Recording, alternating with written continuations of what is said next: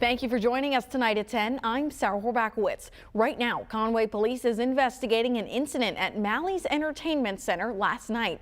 They haven't released any details about what happened, but they're asking the public for information and videos if you know anyone who was there. There are several posts on social media right now supposedly showing the incident, including people using racial slurs. Due to the graphic nature of those videos, we're not sharing them on the air. The Faulkner County NAACP is hosting an emergency meeting tomorrow to talk about what happened. It'll be at the McGee Center from 7 to 8. The family of an Arkansas man wanted by U.S. Marshals is pleading for him to turn himself in. Daryl Assaw is wanted on several felony charges across the region, and as you may imagine, his family is worried for his well-being. We spoke with Assaw's aunt about the search. She says she's like a mother to him and helped raise him. After losing a child of her own, she says she can't bear the thought of losing him as well. Now she just wants him to do the right thing and get help.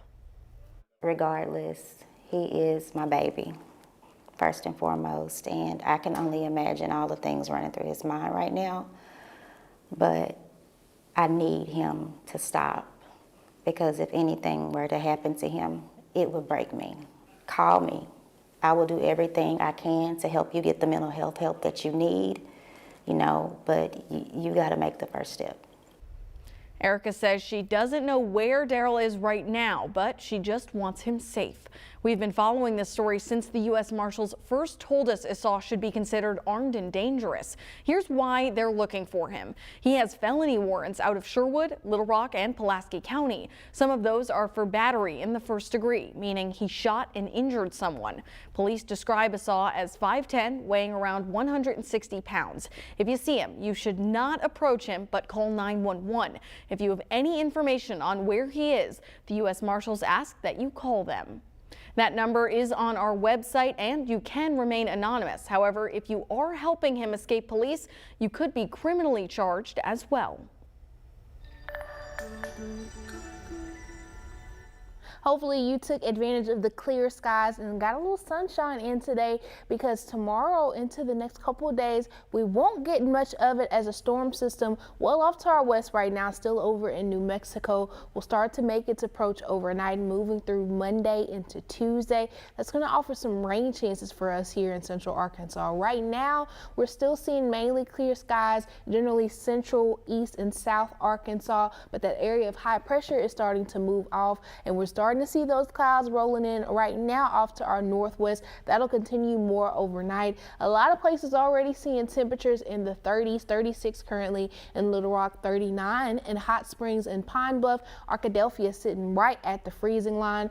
Overnight looking to cool just a little bit more into more of the middle to lower 30s. We're looking to stay dry for the most part through the night, but the rain chances definitely pick up tomorrow. If you stay with us, I'll have the better timing and details on that rain and how the rest of the week is shaping up.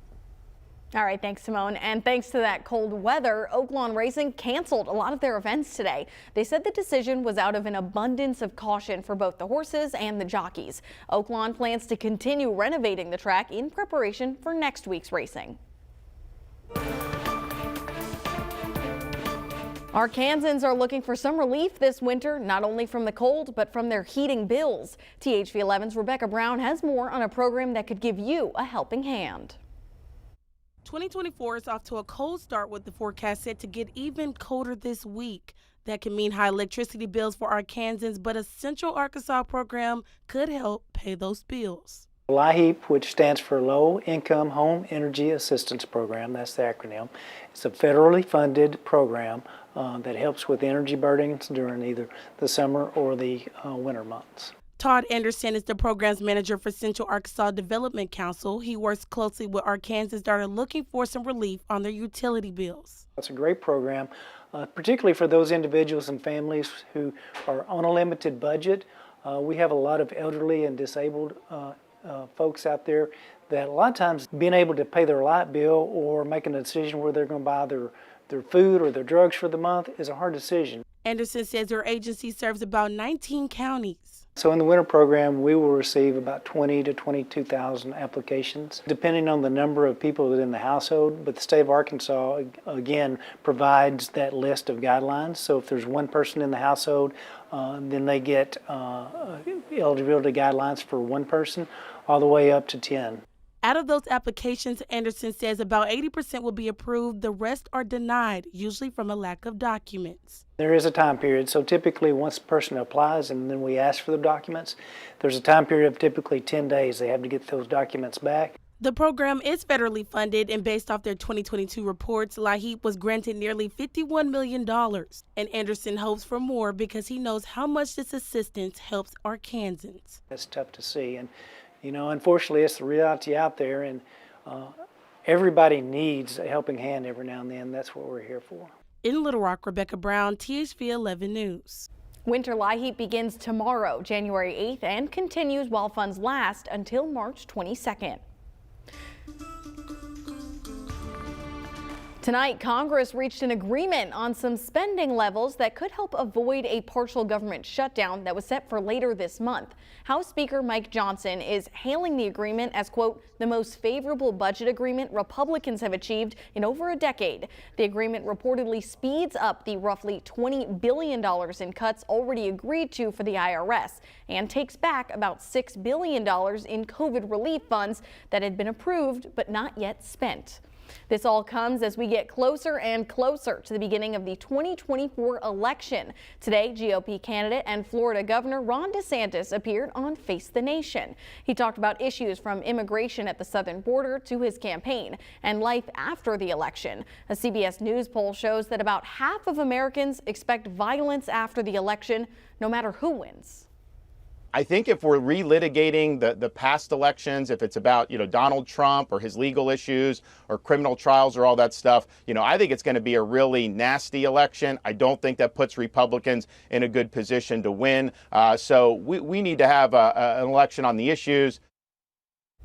This weekend, Secretary of State Antony Blinken is in the Middle East again. His fourth trip there since fighting between Israel and Hamas broke out on October 7th. Meanwhile, the Israeli military says it has completely dismantled Hamas's military framework in northern Gaza. Ian Lee has the latest from Tel Aviv. The worst fighting in Israel's north in nearly 20 years risks a new war. Today, Lebanese militants Hezbollah fired more than 60 rockets across the border. Israel responded with punishing airstrikes and artillery.